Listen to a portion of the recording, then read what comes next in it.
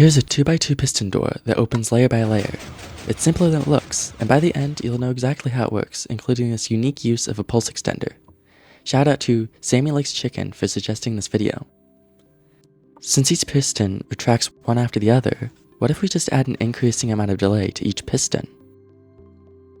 We can do this by putting a 1-tick repeater behind the first piston, a 2-tick repeater behind the second piston, and so on.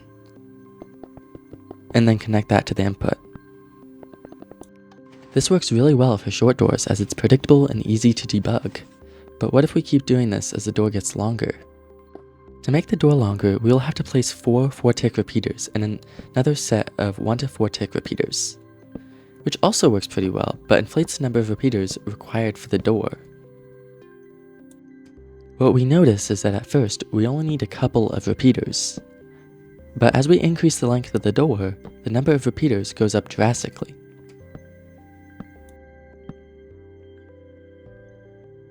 Ignoring the number of repeaters, there's a second problem we have to deal with.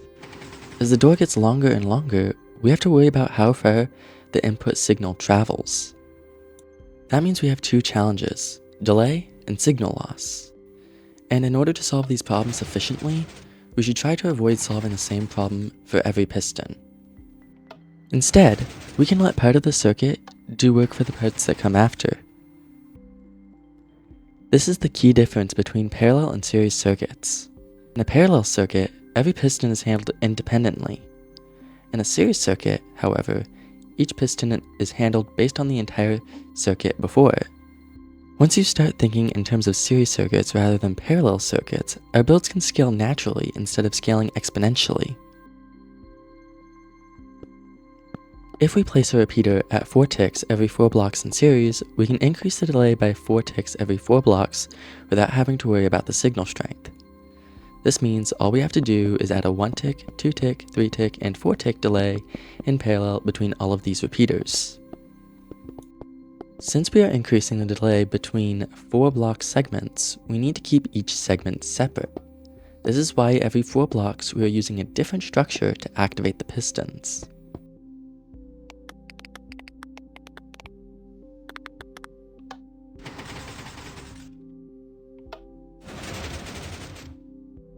So far, we have only been concerned with the bottom pistons, but we want our door to be at least 2 blocks tall.